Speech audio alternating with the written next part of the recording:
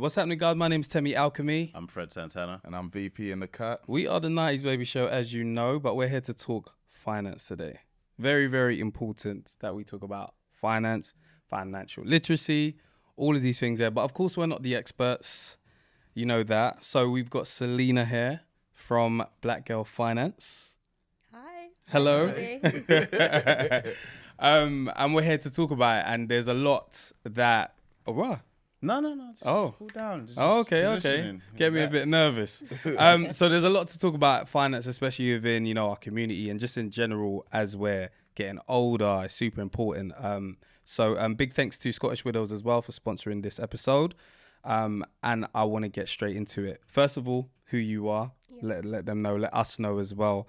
The long version as well. The long version. I want to know where it started, everything. Yeah, so like I said, I'm Selina Flavius. I run a platform called Black Girl Finance, and it's a platform designed to empower, obviously called Black Girl Finance. So obviously Black women when it comes to our money and finances, but finances is a topic that impacts us all. So whether you are a man, a woman, whether you are black, white, you need to be thinking about your finances and your financial literacy.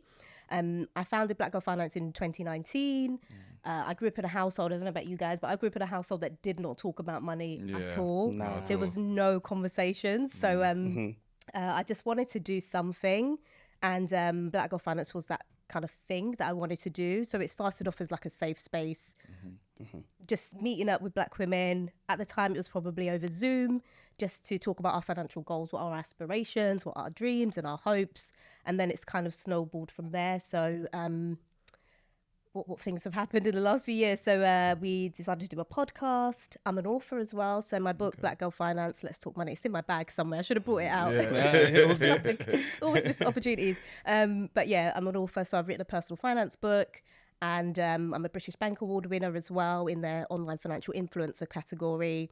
I've been on ITV. So last year I was doing ITV Lorraine as part of their Saver Squad, just giving hints and tips about the cost of living crisis. And we have an event. We have an event called Black Girl Finance Festival, which we do every International Women's Day. So just busy. What does a house that talks about finance look like? Yeah. What does it look like? That's a good question. So I think for me, it's about creating opportunities for the young people within that household to talk. I'm a mum, and my son will come to me about, I should say I was a young mum, so I've got an older son, and he will come to me when he's thinking about doing things such as, opening a bank account. When he took out his first credit card, he came to me. He's investing. He's very entrepreneurial, so he's got his own business and things like that. But then at the same time, it's about having. So he's good at making money. So it's about how he can keep it. So we have conversations about, okay, how can you keep your money rather than spend it? Because we all are tempted to just spend it. Especially when you're young and you're earning quite a bit of money because you're finding a lot of bit of success in a different way than perhaps what our parents. How our parents would have, made their money. What's your background in terms of finance? Like, how did you get into this whole lane? Yeah, so it's one of the things I wanted to do when I was like 16, and then I just didn't do it. So when I was 16, deciding, okay, what am I going to do for A-levels? I was thinking about doing an economics A-level. I didn't. I went down the science route, so I did like biology, chemistry and psychology. A lot of people studied economics back in the day. I don't feel like it's as common now. It's not as common. I always remember our business economics. I think my brother did economics as well. I didn't. There was for me, there was no kind of frame of reference. There was no one encouraging me to do STEM like we have now. You've got people encouraging you to do STEM subjects, particularly women to do STEM subjects in school. So I went into studying biology, chemistry, psychology. And then I came out of that and I ended up working in business development. I ended up working in business development for a software company, but that kind of pull around finance was always there. So much later on, I ended up doing like an introduction into kind of financial services at the same, just before I started Black Girl Finance. So what we do at Black Girl Finance is we do financial guidance. We're not advisors. We don't give financial advice, but we do guidance. And we also point people in the direction of financial advice as well, because a lot of people might want to access services and they don't know where to go. Like, they don't know kind of where to access the services. So we do that as well, a lot of signposting. So then growing up, what were, if any, conversations around credit cards, and like when did you get your first credit card? Was you scared of credit cards? What was? Yeah, so again, no conversations at home, which is, like I say, complete opposite to what me and my son have, that kind of the conversations that we have. My first credit card was when I went to uni. So, you know, when you go to university, there's lots of stalls from banks trying to get you to open your first, not your first account, because you may have had an account. Yeah. That seems a bit early. For you, when at university, I probably got my first credit card like when I was like I got mine in 2019. Okay, cool. So I was probably about maybe 2017 or... Okay. I'm sure I was way out of uni. Maybe like I was 24, 25 maybe, let's say. No, for me, I did. I got like an overdraft, and then it was like Overdraft, we know. Huh? Turn your mic down, though. Turn my mic down. Yeah.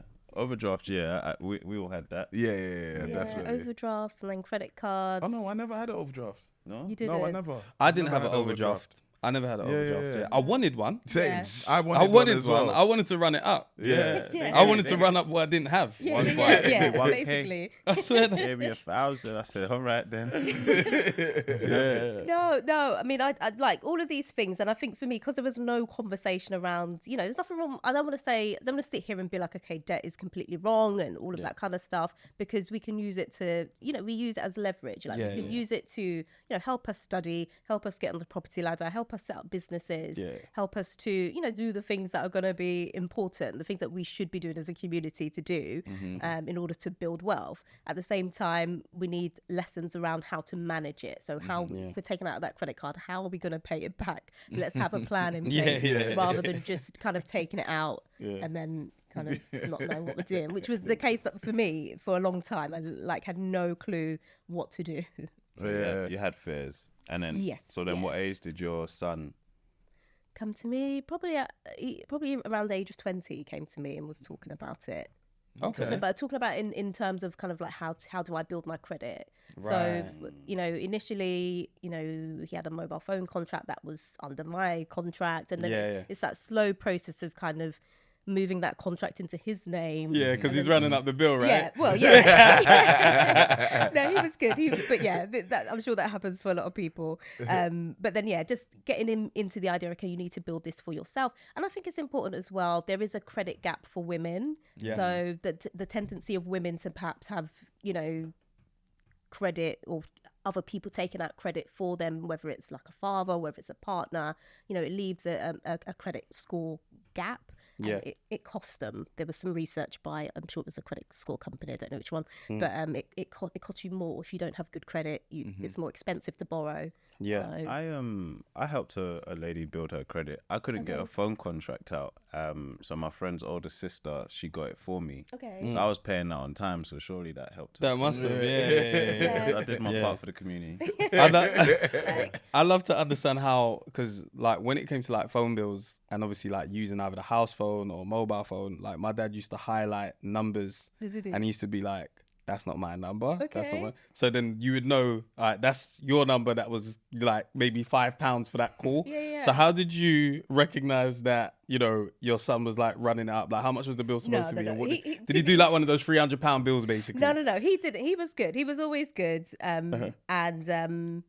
He would always give me the money as well, and he would always give me the money on time. So he had his contract. He would transfer the money to me, and then I would pay it. Obviously, if he was ever delayed in doing that, I would pay it anyway, because at the end of the day, it's all under my name. That's important. When we take out credit for other people, which, you know, as young people, sometimes we do. Like you have to, as much as you think to yourself, well, it's not really my credit, but it is. It's impacting your credit score. And I do speak to a lot of people who have done that because they think it's their best friend, or, you know, maybe it's a partner. And then when that relationship is over for whatever reason, when people have moved on, you're the one left with the debt. Yeah. You know, like some women take out like cars on finance for their partners, and it's things like that. It's things like it's that. A dangerous, very dangerous. I've been there, done that. So you took a car out for your partner? No, for my brother. Yeah. But that's always your brother. You know, if it's your partner, that's not your partner. Yeah, but I was left with the bill still. You can still violate. I know someone that their brother has just been running everything up, like whether it's like parking tickets, all of that, like just really free balling on this other person's credit. People that think they're above the law, those are the because they know in the back of their head it's not going to fall on them. Like someone's going to rescue them, mum's going to come and rescue me, whatever it be. There are people that are like that. I want to understand how you basically changed the, I guess, like how you've raised your son and in comparison to the way your parents raised you, because you said in your household you wasn't talking about finance. So did you purposefully speak about finance to your son early? Like how did you make sure he's aware of things? Yeah, so I should say it's a joint effort, me and his dad. I should say that his dad's an entrepreneur, he's got his businesses, and so hence why my son is very entrepreneurial, or was initially in the initial stage very entrepreneurial. But yeah, it's just been making sure that he knows that we can have these conversations, and I think that's with everything. So you know, I was born in the 80s, grew up in the 90s. You know, my parents' life was very different to my life. So my family are from the Caribbean. They both came over here when they were teenagers, had to, you know, create a life for themselves, basically. You know, there was no time to be sitting down and having these conversations. There really wasn't. Like, my mum used to work night and day, like literally night and day. And I'm not saying all of our experiences are the same, because we're all very nuanced as a community. We all have very different experiences. I just feel like I should say that, because sometimes we can feel like one person is a spokesperson for everyone's experience, but it's not. But yeah, there was just no time. And I don't think my mum was taught that either from her parents. In fact, she had a very fractured relationship with her own mum. Right. So there was no time to do that, and there was no kind of education in doing that. Really. So with my son, and I think it's just the way that I raised him. I wanted to be very intentional. When I had him, I was like, okay, I wanted to be very conscious of what lessons he was learning from me, what examples I was showing him. And money was one of those things when I started talking about money. Super important. I think like with parents, because I definitely want to get into the aspect of saving, and even like households, like we're all from African households. I'm not too sure if the same sort of messaging was spread from parents in Caribbean households, but it was always save. It wasn't invest, it was save. So early on, I remember my dad would be like, make sure you're saving, and he'll be talking about pension, and to the point I didn't even know what a pension was. Like I was like, what's that? But I just knew old age pensioner. So that's what I associated it with. You have to be old to have a pension. Yeah, absolutely. Right. So on saving, was you ever aware of like pensions from young, or like when did you come into the understanding of pensions? So if I'm honest with you, it's only when auto-enrollment came into place that I had a pension. I think if it hadn't come into place, and auto-enrollment came in like 2012, I think it was. So let's explain what that is just for your viewers. So basically, you know, if you earn £10,000 and you're over the age of 22, you are automatically enrolled into your workplace pension. So the workplace figures out who's going to be the provider, and then everyone's put into that pension scheme.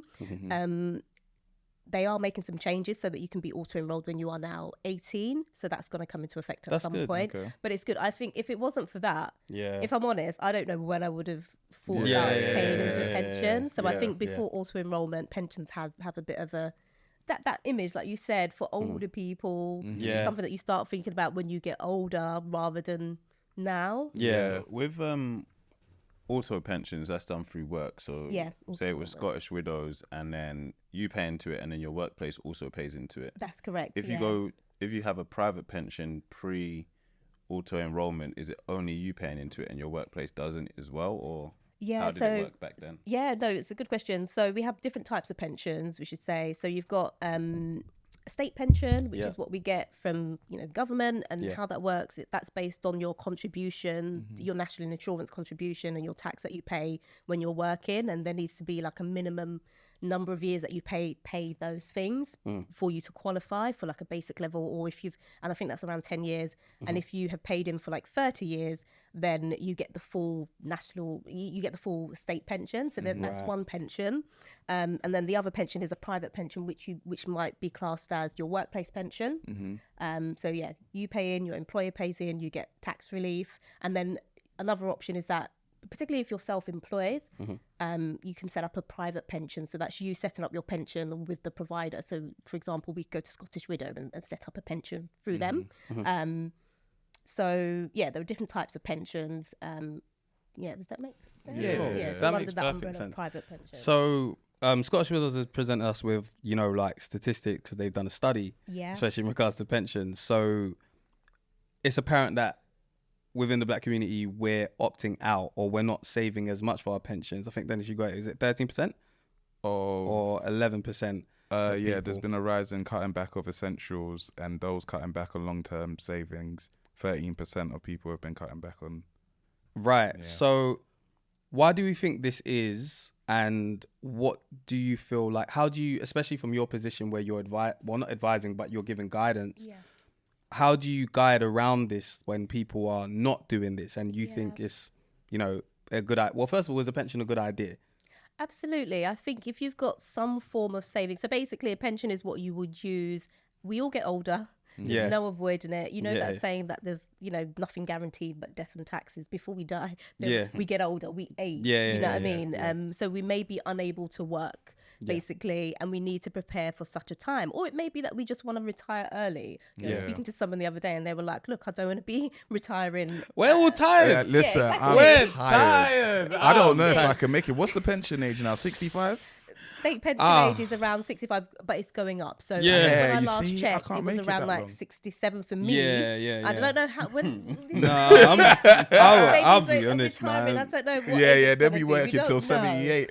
Our generation is tired, man. We're going to be cashing out on pensions real early. Exactly. real state early. pension is different, and then your personal private pension, whether it's workplace or a private one that you set up, is around the age of 55. And they tax you on it as well. That's correct. I think a lot of people think that when you pay into it, it's kind of tax free, but you do have to pay tax when you eventually access it. So it's like tax deferred rather than Right.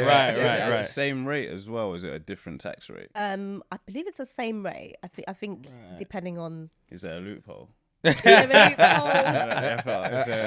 we do? You need to speak to a qualified tax advisor. What can we do? I think, set up a trust or something. Oh my god! I think it's one of those things that you have to be really conscious of. So you don't want to just take it all out if you're not going to need it for the year. So I think it's a case of just figuring out, okay, how much am I going to need? What's my lifestyle going to be like? And then taking out what you need and trying to be taxed as kind of minimal as possible. Yeah. So it's good to get advice, and you can get free advice if you're over 50. I should say, from some organisations. So what was the stat? It was 13%. Is it black people? 13% of black people have opted out. They're cutting back on essentials. I'm not sure what essentials is, and those cutting back on long-term savings. So I think essentials probably are like your everyday bills, maybe. I'm just assuming. I might not be correct, but it could be on those everyday bills because I think we've been through a cost of living crisis. We're still in it. Oh yeah. So the essentials have gone up, like just like ordering like what's the Heinz beans, cutting back on those, food shop for sure is essentials, and then probably long-term savings is things like pensions. I would say 13% isn't that crazy, like, because this is what makes me think there's a lot of fear mongering going on, where it's like 13% doesn't sound crazy. It's 13%. I guess if you look at it like that, but it's still a lot of people like that are affected by this, and again, data. Even then, once you do a study afterwards, it's even out of date. So it's like, it could be rising. This was 2022, right? Oh no, this one's 2023 actually. Okay, right? So it's current. Retirement report. Possible. The yearly report. But I would think, I would say also, when it comes to cutting back on essentials, I think that's completely understandable because we are in the cost of living crisis. But at the same time, how we are using our money, we need to be financially resilient now, so we need to be okay for now, but then we also have to have an eye on our future. Like, I was speaking to someone the other day and they were like, her name, I can't remember her name, but she was saying, for example, she thinks about her future self. Like, she's got a vivid picture of her in her mind, and I think that's how we have to think about what we do with our money. It's quite easy to kind of think that we're going to just kind of cut back for now, but we have to think about, okay, what's the long-term impact of that? I'm sure that there was I can't remember the stat exactly, but if you don't opt back in, how much are you have to think about if you don't opt back in, if you're opting out of your pension now, what's going to be the long-term impact? How much money are you missing out on over the long term? I'm sure it was in the Scottish Widow report, and it was like, you miss out on like £15,000, something like that. Don't quote me, I might not be right. We'll say that. It's also subjective to how much you make a year as well. Who is that for? Is that for the top 1%, 5%? Like, so it's because I saw a guy say yesterday, I know it's sensible to think about your future, but he said he regrets not going on all of the lads' holiday in the past because at the time it was like, I need to save this money, I need to do this, I need to do that. But 10 years on, his friends still talk about those memories which he can't get involved on. So it's proper tough. It's like, do I save money or do I go out a bit far? I think it's a balance though. I think that's a bit of a misconception when it comes to, okay, let's talk about money and let's think about it and let's be a bit more sensible. We need to have our fun money so that we can, be okay, like mentally for now. Do you know what I mean? It's literally not. It's tough because when you're dividing that £2,000 a month, you're like, there's nothing. I could do with more of it. There was definitely a point where I opted out of my pension in one of my workplaces, but I just forgot to opt back in. So I was just enjoying the money, and then the next job that I went to, which was paying me more, I was like, wait, hold on. Now I'm supposed to be getting a bit more than. Then I realized, I'm opted in.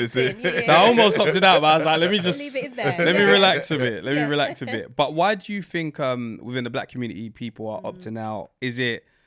I mean, your organization is around black women in finance, of course. So like, what is the kind of like terrain there? What are you seeing people come to you with issues wise, or why are they saying, why should I do this? Yeah, so I think just to say, like, I did a quick survey before coming here today of the like community that I have, just to see, okay, how many of you have a pension, opted in, how many of you are not?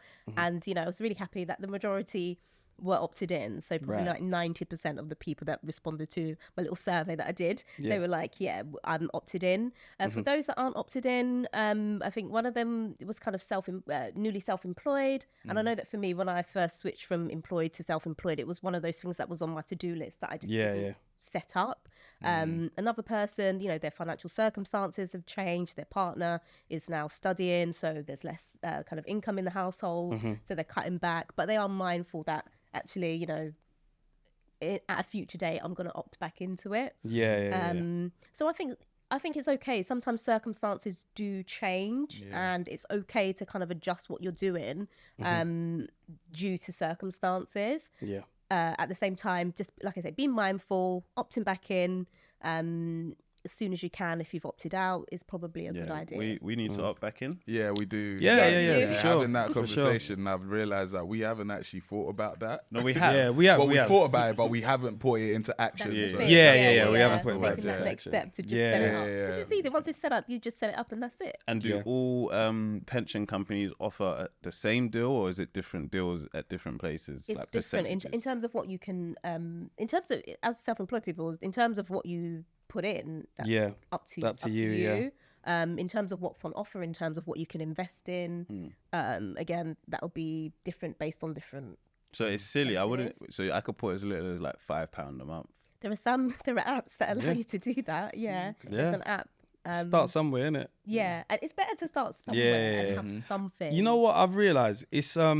It's not even about, of course it's about the amount, because, if you're putting in £5 now, later on, it's not going to be a huge amount.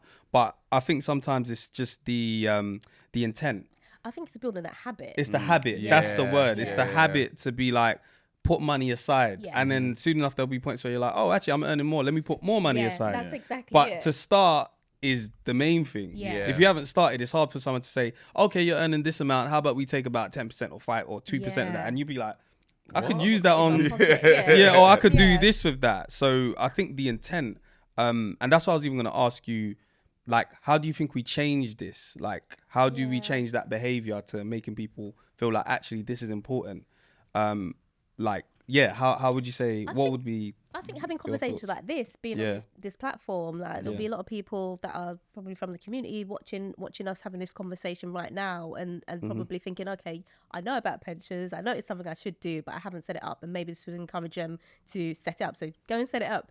I think having the conversations about statistics as well, the things that really drive me is kind of like the data, and that's just me. I'm very data driven. So when I read about things like the pensions pay gap, there is a gender and ethnicity pay gap as well. So making sure that when you are going into work, having conversations about salary and super negotiating important. your salary, because to your point, whereby workplace pension schemes in particular, we pay in a percentage of what we earn. So if you're earning less, you're paying in less.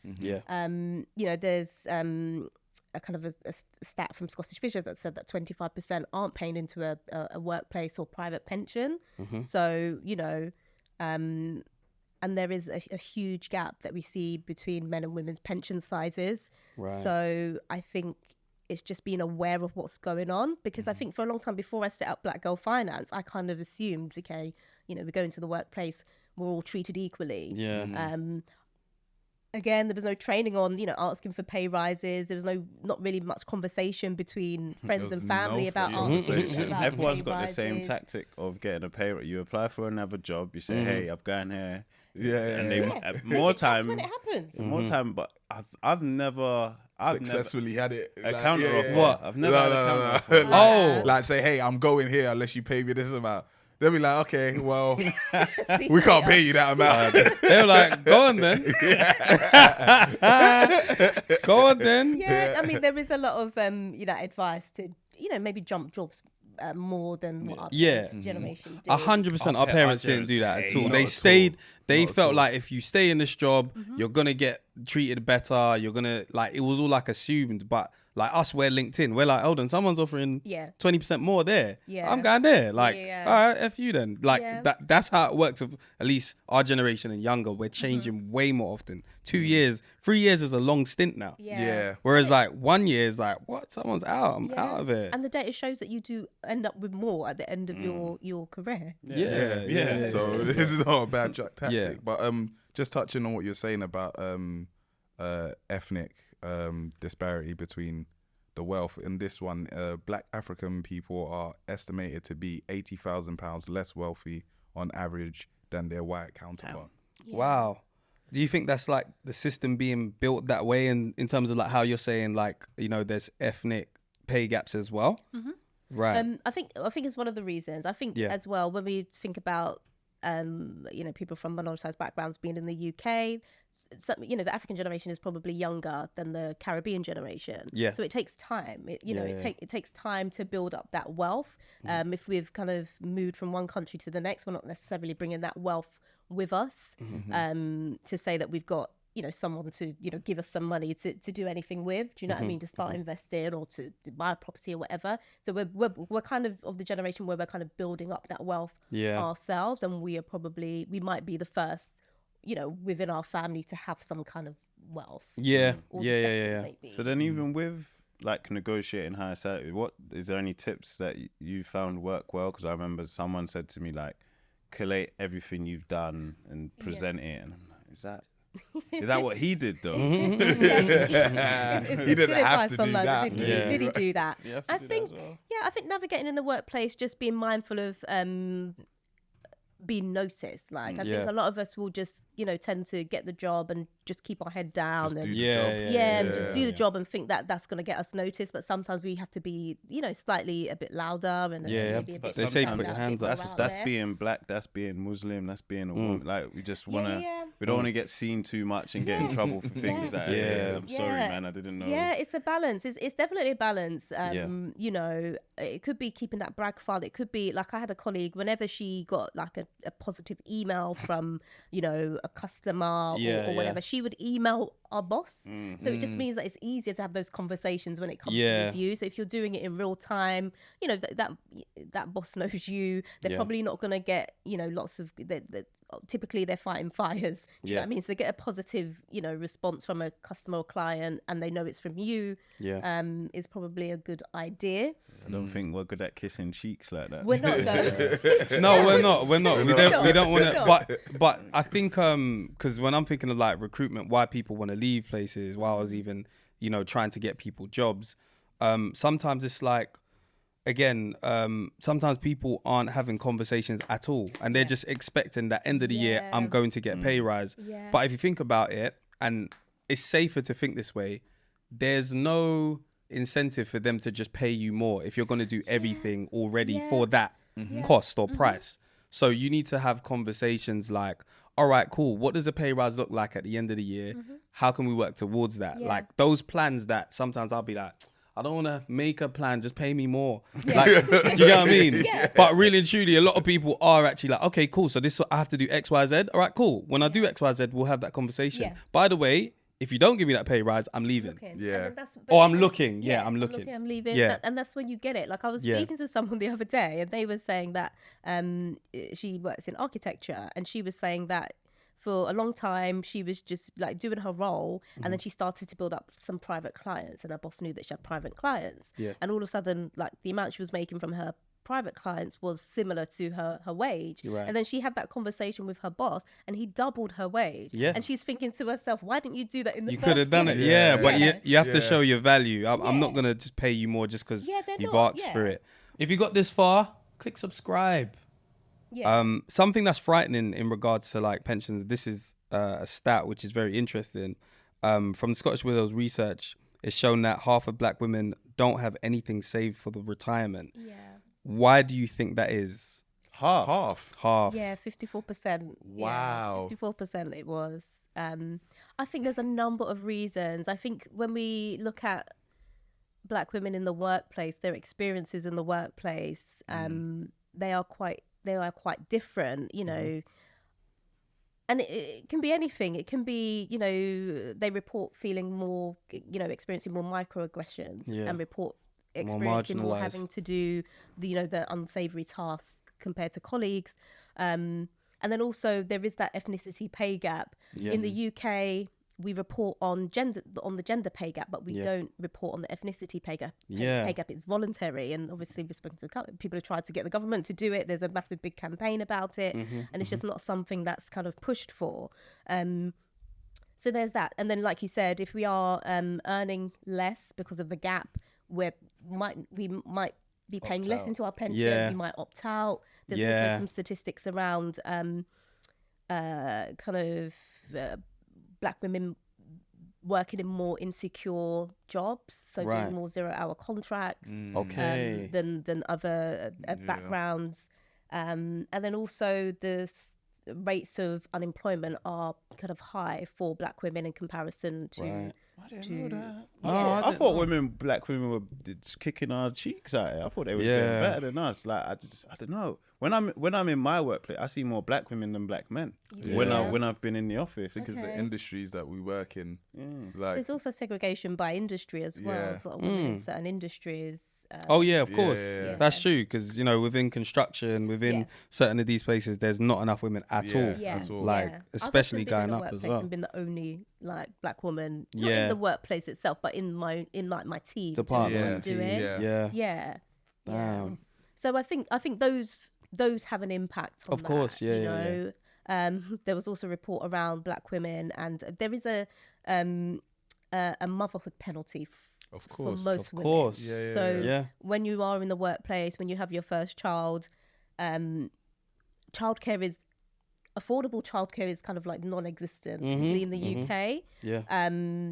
And it seems to be, you know, so that, you know, women are more likely to maybe take time out of the workplace. And again, that has an impact on pensions. You know, you're not in the workplace, you can't be paying in. And then it has an impact on you getting promoted because you wasn't here when everything was happening. Yeah, it's just like tough. It's like a scar. It has a scarring effect, basically. So I think the experience in the workplace is different. And then, we'll also have to deal with, conversations around what's appropriate hairstyles to have in the workplace. As well. Plus, having to think about, okay, am I getting paid as much as my colleague? Do I now need to negotiate my salary? So I think, like I said, for me, knowing all of these stats, it really kind of galvanizes me to do something. And I think having this platform and just talking about these things, I think, again, hopefully that encourages people to actually do something about it for themselves. Have you ever had the conversation and found out you was getting paid less than someone with the same job title as you? I haven't myself. And my experience has been that whenever I've kind of, thought to myself, this is getting a bit long in this workplace, and I've had conversations with my bosses and whatnot, I've always been quite lucky in that I've always been quite valued. Maybe because I'm quiet, because I can be quite introverted in the workplace, but I'm reliable. Do you know what I mean? I'm reliable. I'll turn up, do my job, get good results and whatnot. So whenever that's happened, I've felt like that. I've managed to have the conversations about pay rises and gotten pay rises. So I've been fortunate in that respect, but I haven't experienced the whole, okay, how much are you earning? Oh, I'm earning less. But so many people have told me that. Oh, so man, many people told me I had one of those workplaces. It was wonderful how we did things. Because once it was like, how much you get? What? Like, cool. How much? Everyone's like, how much? Then we're like, all right, cool. When we get into our appraisal meetings, we're like, well, we don't say the person's name, but we're like, we've heard that such and such is getting this amount. And another easy way to, well, not easy way, but a more simple way to negotiate is just understanding the market.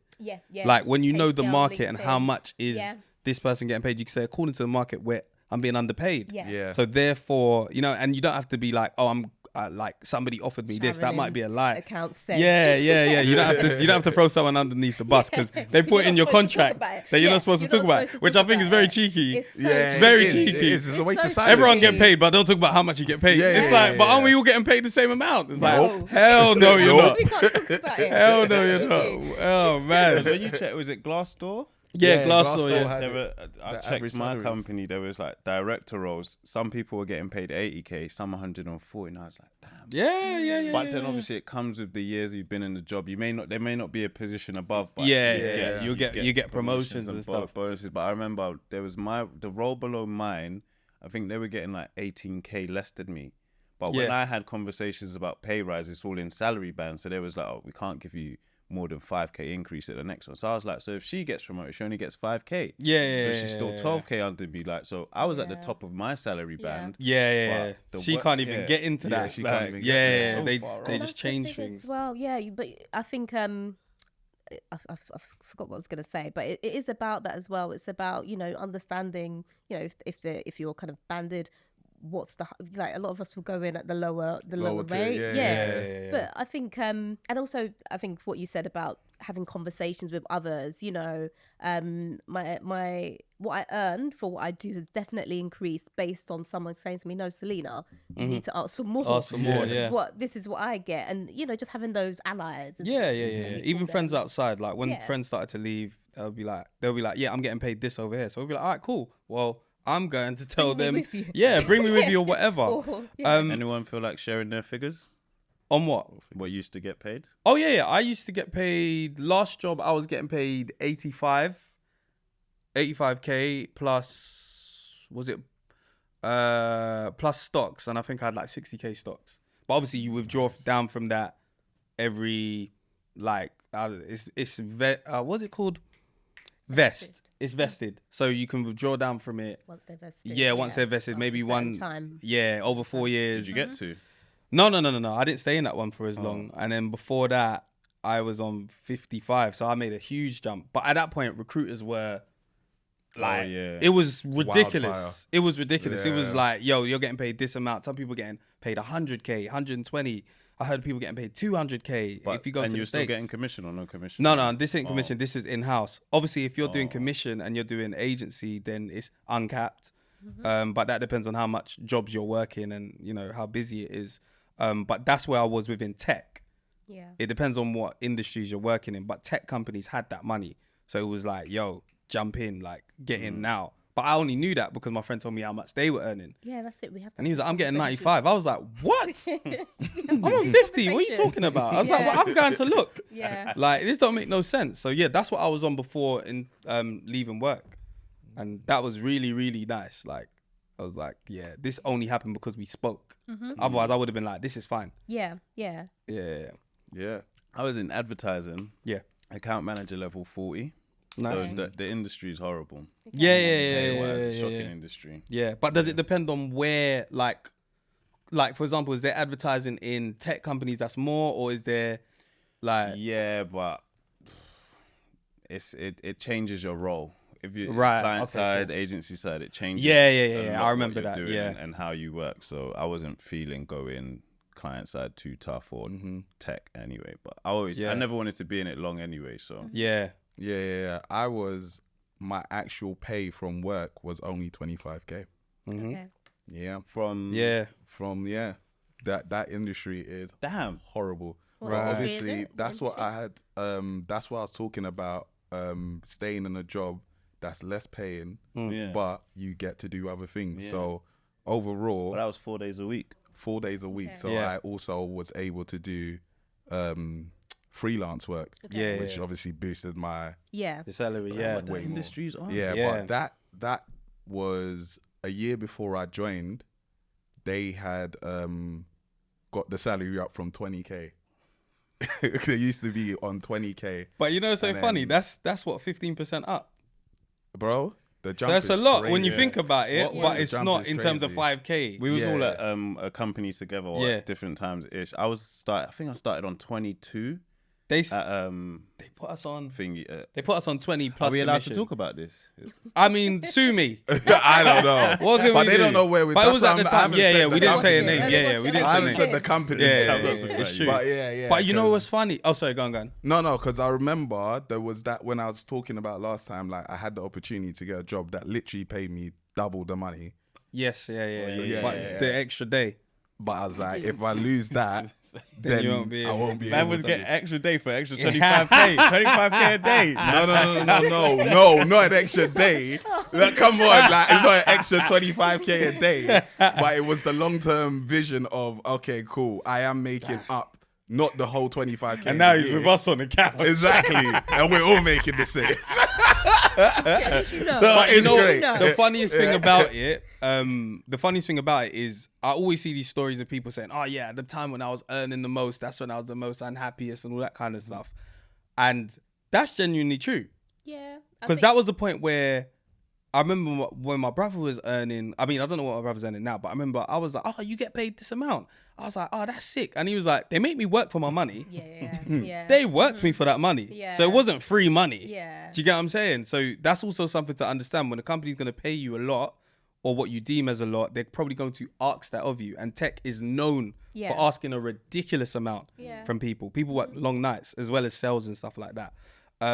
I wanted to get into something. Sorry, go on. Oh, sorry. How did you do Mine, before you went solo? Yeah, before I went solo, I was working for a software company. I was in Tech? sales, so business development. Yeah, tech company. Cool. Like a SaaS company, and it was good money. I think when I started off in sales, my first job was like £17,500. Yeah. And then by the time I finished and made the leap into doing what I do now, I was on around 60, 65. Nice. So- And you'd have commission as well as commission. a business development. Yeah. Right. So cool. it was good. Plus shares as well. First time I started investing was, like you said, kind of options of shares from that company. Shares sounds nice. Oh, Shares it was sounds really lovely. It was really, You really don't get nice. no shares over here. That's one thing tech is good for though, like Yeah. the shares and all that kind of Yeah. stuff. Some people working at Facebook ages ago, and when Yeah. like people were like bought. Yep. Oh, what people do with shares is crazy. It's Google, all that kind of stuff. But right. So I always say like the next generation is moving crazy. They're spending loads, and I'm sure my brother was looking at me like, "But why are you buying this?" Because he's older than me. Then people before him, our parents would be like, always "You're," do it. Yeah. but we've got soft life, luxury, all this kind of stuff. You're saying you grew up in the 90s, born in the 80s, grew up in the 90s. What was the things that was like, you just couldn't resist buying? Like, what was that thing? Oh, I don't know. I think I had a different life. I did things like different way round. So I had my son when I was young. Okay, so cool. for me, it was all about, okay, you know, I wanted to get on the property ladder straight away. Okay, it's like, right. You know, I need to be an example to him. So I was always a working mum. Yeah. Didn't take any time out. I had lots of help, I will say. So I had lots of free childcare from like family members and friends of friends. So I was lucky. I understand how lucky I was. Yeah. And then I think just doing business development, as much as it's not, you know, depending on where you go, it's not glamorous, but the money was good. So, you know, the first kind of job that I had when I had him, it was one where everyone was getting on a property ladder and everyone was, you know, doing that ecosystem. You're around people doing that. So I wanted to do that. So I think that was my goal. I like clothes, not necessarily designer clothes, but I do like to, you know, dress nice and look well.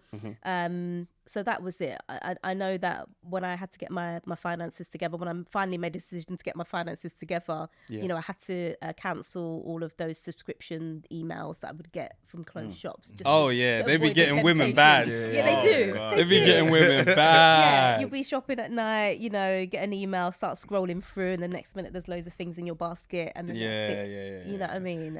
It's mainly that soft life stuff. Like, I don't know, with us, of course, everyone's gonna have fashion within their generation where it's like, people are spending a lot on fashion, whether it be it's these Gucci's, it's these Balmain, or it's, I don't know what's in, Dior, like whatever's the latest, we want it in. And we see like for example, I see young people put money together to buy a designer for someone's birthday. Like, especially women. Women do that. Yeah. They'll be like, let's put all money in. And that's technically cheaper because everyone's just putting maybe £20, £30. Split the cost. If you can split the cost, that makes sense. But like, how do you think people can make more wise decisions? So something key that you said, like a gem, is who you're around. Because that's something you need to make a conscious effort to change, but it's very easy for you to not think about it. Like, if you're around people that are just spending money, you're likely to just spend money. Same way in the club, everyone's just buying a bottle. You're more likely to be like, okay, let me just buy a bottle. It's that peer pressure. It's that, like, okay, I don't want to be the one that they're talking about saying, oh, this person doesn't ever. Or he was cheap, or he's drinking all the drink, but he didn't buy that. He didn't put in on it. So like, what are things that you would say can help the younger generations to just think a bit more outside of that soft life, luxury, let's go crazy right now? Like, what's advice that you would give? I think it's important to be aware of kind of who's influenced you, who's your circle. Like, whenever I'm doing workshops, I always say, you know, what was the last conversation about money that you had? How did it make you feel? Did it make you feel empowered? Like, are you going to go away and start to save and invest and all of that kind of stuff? Or did it make you feel deflated? Are you thinking, okay, I've spoken to this person, we're now going to have to go out and spend this amount, you know that you shouldn't, because it's going to drain you. So just think about like who your circle is. Think about what is it they're doing, what they're influencing you to do. I think that's number one. And number two, this stuff is important. We want to have a soft life. We have to do soft life behaviors right now. Do you know what I mean? We need to do things that are going to enable us to do that. Like, we have to kind of think about ourselves in the future. Like I said, I think it's important to have fun now. You know, have a bit of a budget for the fun and the stuff that you want to do. But then at the same time, you need to have a budget for that future you that you want. You know, I speak to a lot of people that want to retire abroad or want to do things like that. And go on cruises. Go on cruises. And do whatever. I think understanding that good money management now will allow you to, it gives you options. Like, it really does give you options. If you need to escape something, someone, you know, some workplace, some environment that you're not happy with, you know, having some money aside allows you to do that. The thing is, for us, it's like 40 years away. So like, it's going to get morbid, but like, what happens if we die before retirement? What happens to our money? Yeah, it's a good question. It's a good question. So with your pension, you have to nominate who it goes to. So you can decide, okay, it's going to go to my sister, my brother, my partner, or whoever. So you can always fill out a form to say, you know, if I do die, who does it go to? I think that's what a lot of people think. Like what you're saying, that's what a lot of people think is that, YOLO. I mean, like, You know, I had a very before I had children, I used to have this silly saying. I was like, I'm gonna get rich or die trying. And Right, if these 50. kids have nothing, that's not my own thing. I'm just saying. Yeah, of course not. I'm not saying that's my own thing, but I'm saying I used to be like, I'd rather die with nothing and these kids have to pick up the pieces, bro. No, we don't. Because then at least I know I tried. Do you get what I'm saying? Okay. So if you tried, like, by the way, if it happened, that's different. But I was almost saying, hey, it is where it is. And that wasn't the best way to approach things, right? Yeah. But I was going to say in regards to saving, and I've been told this by a financial expert, and he was like, you know that because the times when I tend to splash out or spend more money is like birthdays, whether it be children, cousins, family members. And he was like, you know those times are coming. Sinking fund. Did he say about sinking fund or something like that? Right. What's a sinking fund? So basically, it's for like annual expenses. So we know birthdays are coming up every year. Yeah. Christmas is coming every year. Right. You can't. Every day I'm like, Christmas is coming. It's too much. This is crazy. But it comes every year. He was like, why don't you just be like, yo, £30, £50 or whatever a month, and you just know when it comes, that's it. Yeah. That's my Sinking budget. fund. Yeah. Like, But then it year makes on sense. year does that increase, and are we getting silly now? Nah, I don't. Well, it's up to you. It's up to you, because a thing that's wrong with men is like, the more you spend, the more you feel like you did better. But really and truly, if you used to be able to just look at a good gift, it don't always have to be expensive. Well, we know what it is at our slippers every year. Fresh pairs. Go Bicester Village. Go travel like 200 miles down the road to go get some cheaper Running ones. the same thing because she needs a new pair. Yeah. I need a new pair myself. I got some old traits. But yeah, so just that sense of so basically, I just want to make sure it's pinpointed. The people that you're around. Yeah.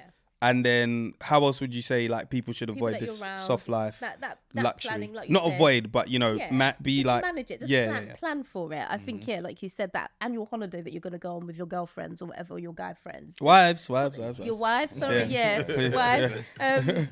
Put that money aside. You know, because that way you're not having to find that big chunk and panicking. And then everything else is off. You know, you're not paying your mobile phone contract for a month, and then that's on your credit score that lasts 6 years, and then it's going to cost you more to borrow some money when you go and get the mortgage. Do you know what I mean? There's things that just doing that planning. Are there any perks of marriage that people are unaware of, like financial perks?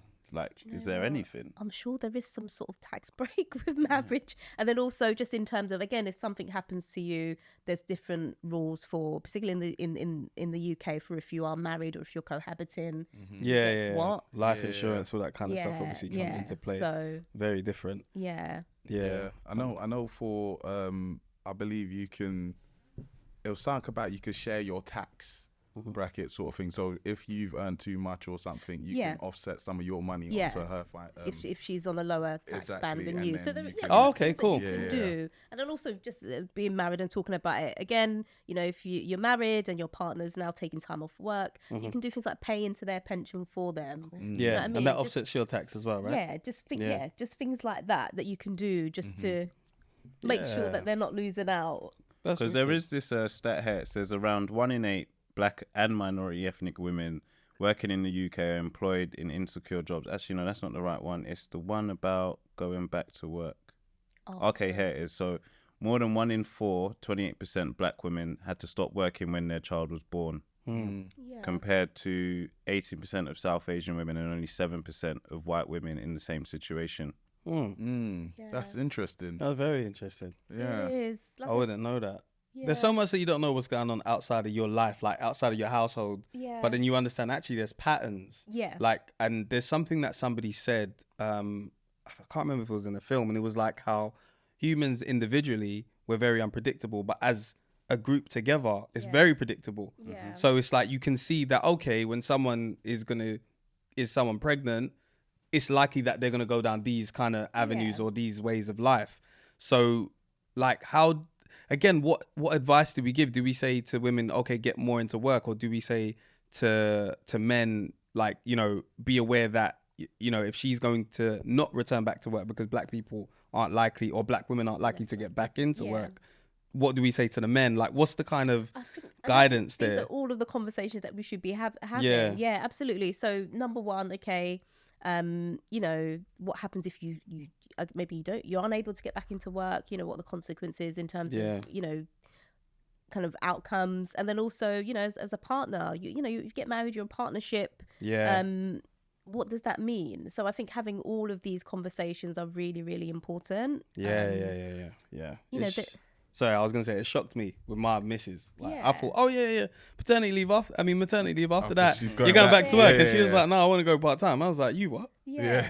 So what does this mean for me? What does it mean for you? What does it mean for her? Yeah. What does it mean for and then you have to work it out. But and then if you think even longer term, because like I said, you can nominate who gets your pension, who gets your wealth. At the end, what does that mean for them? Like, you know, there's a lot of wealth building going on in different communities, and we should be doing that as well. So getting things in place, such as, you know, that pension that you can pass on, that life insurance that will pay for the mortgage if something happens to you. You know, as entrepreneurs, making sure we have income protection if we're unable to do our jobs. You know, what will happen? And then the retirement. Like, how do you want as a family to live when you're older? You know, and less able to work. What does that look like for you? You know, how do you make it happen? Like, and especially if we know all of the stats, all of the data, you know, that we've been talking about today. Like, how do we make it happen? So when we eventually do get old, we can use our pension on anything. Or there's no rules? There's no rules. It's basically like you're getting paid monthly, isn't it? Or you can obviously pay it out in a lump sum if you want, but like you can get paid like monthly, like your salary, basically. Yeah, basically it's to replace that income that you can get it monthly or a lump sum.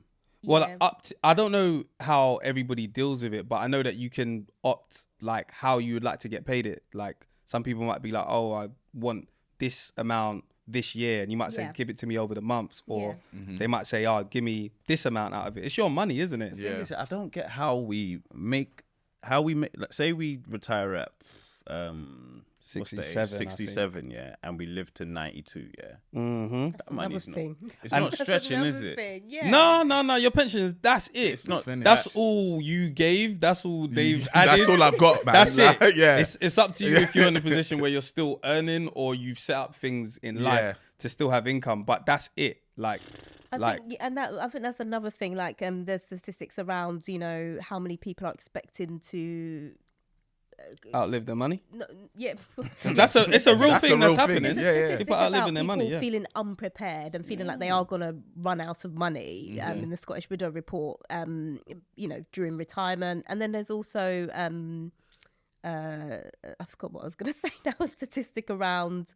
What is it? Let me look at my phone. Actually, where people might be gassed at 82 and say, "Hey, honestly, 69% of the Black community are worried about running out of money in retirement, so that's a worry." And then, you know, the Black community are less likely to feel like they're going to rely on the state pension. We don't trust the government. That's what it is. Why?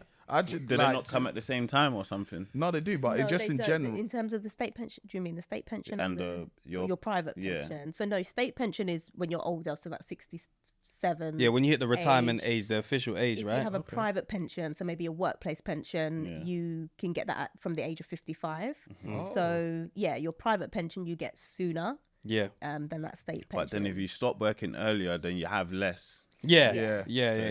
So you better work to 65, basically. Or just have your life set up in another way. You might, whether it be you got properties, business, whatever, you might have your money in other things that you feel like, you know, some people will be like, that's my pension, that house or that portfolio is my pension. That's like, it's totally down to you how you look at it. But is there anything like capital gains on pension? They don't do you like that either. You do have to pay, you know, because pensions are invested somewhere. They're playing with your money right now. You get hit with capital gains. You do get taxed. I don't know if it's capital gains, but you do get tax. Everything tax. Because that's how a lot of people like end up being like getting to an age, and then you hear, oh, I lost my pension. What about inheritance tax? Because say you pass and someone's inheriting it. Do they get hit with inheritance tax? Yeah. There's inheritance tax. Everything. That's why even people are like, look, if your mum and dad own a house and they feel like, you know, they're gonna pass. But you have to do quite that soon. 7 years before. It has to be within a certain. It's crazy. It's crazy. But there's ways around, whether it be like you said, putting things in a trust and all that kind of stuff. There's ways to obviously get around things, but the taxes. Conversations are it's so scary, important. but it's better to have than to not have. Though. Yeah. Exactly. Yeah, If you're getting taxed, you have something. Yeah. Government income for anyone that's got zero. Exactly. So that's what it is. And then I've got it on me, man. So how can pensions be used in the future, basically? Yeah, so to fund your lifestyle, you take the money, you take it kind of like monthly or take out a lump sum, and you use it to fund your lifestyle. You know, hopefully by the time you get to pension age, if you've got a property, you would have paid off the mortgage. Yeah. But you still have to pay utilities. You still have to pay. Life is still life. Yeah, life still life. Yeah.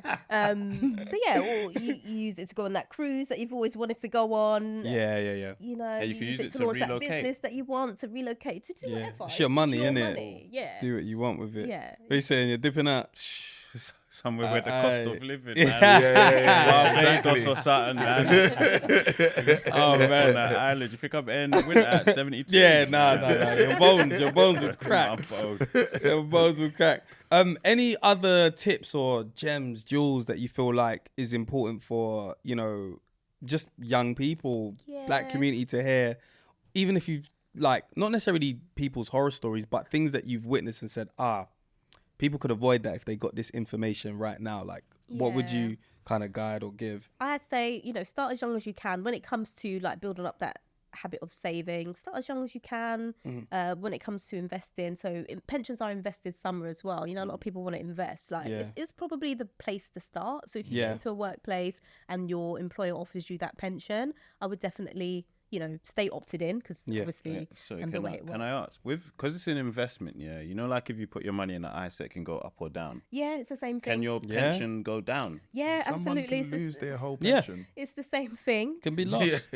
Yeah. It's money. Yeah. It can be lost. It's being invested. There is risk, but I mean, I think it tends to be quite safe. Being on top of where your pension is invested is key. Yeah. So often, if you are, you know, given a pension through your workplace, you can look and see, okay, where is this invested? And I'm sure you can make changes to it as well. Right. Cool. If you're younger, you may be happy to take a bit more risks in your kind of pension portfolio because you've got a long time to kind of weather the ups and downs of your investment. Yeah.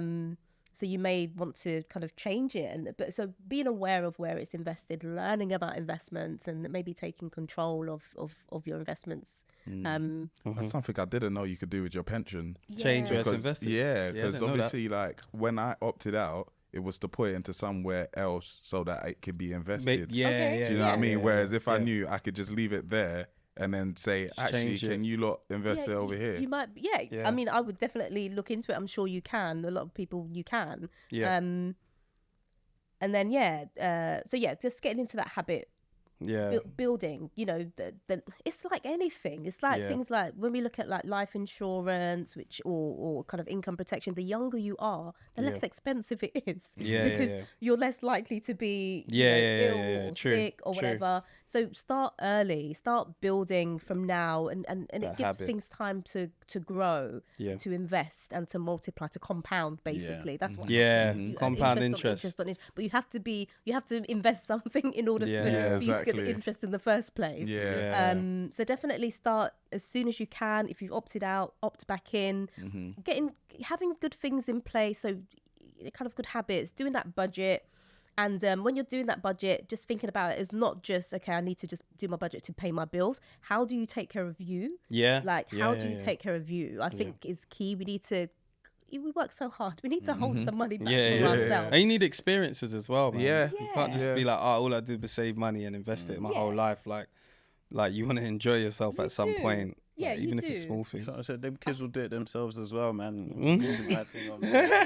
This one's for me. And it's true. And I think just teaching them the habit, like, you know, if you want to start building wealth for ourselves and then passing it on to the next generation, we want to make sure that they've seen us, you know, do the right things with our finances so that they know what to do. Otherwise they'll squander it. They'll squander it. They will. To be lost in the next generation. They'll do you know squander what I mean? it. See me buying Buscemi shoes. That's what they're gonna buy. But because there's ISAs, like I when I was at one of my workplaces, I think I used to put £300 a month, and then it got to a point where I forgot.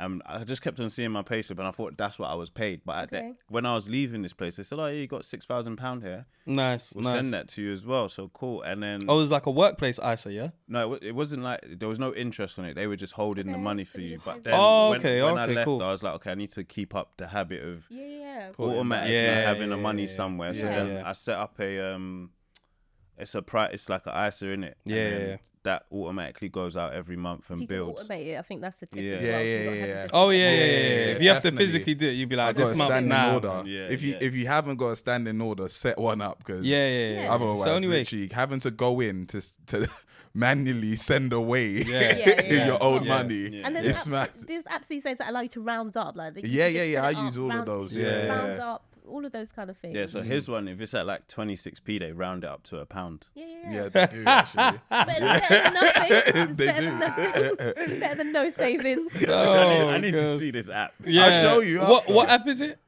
We can say. That's all right. So I started that one. So I got 2 savings. One that's with the bank. Yeah. So like that one, the interest isn't as good as the ISA, but the ISA can fluctuate. Is horrible. It's horrible. At this time, 0.1%. Yeah, it's getting. I mean, I'm sure it's not that, of course. Yeah, it's getting better. Yes, interest rates have gone up, so it's if you're borrowing, it's been difficult. But this is probably the time. If you haven't shopped around for a savings account for ages, it's probably the time to do it, because interest rates, you can get okay interest rates on savings. Okay, cool. Now it's like 4.6.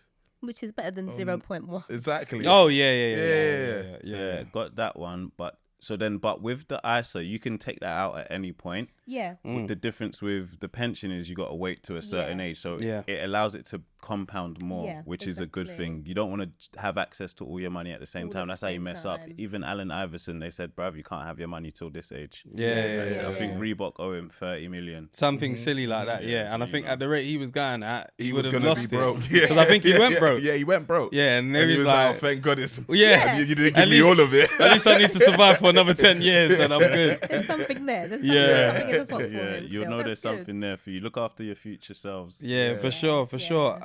Definitely it would be great for you to just plug where people can find you, your organization. Is it open to anyone at any age? Like, how do people understand Black Girl Finance? Yeah, so we're on Instagram. It's at Black Girl Finance UK. Follow us. There's WhatsApp group. We do an event every year. Like I said, there is a podcast. We need to start recording again for the podcast, but it's there. There's some really good content there that we've recorded with other guests previously.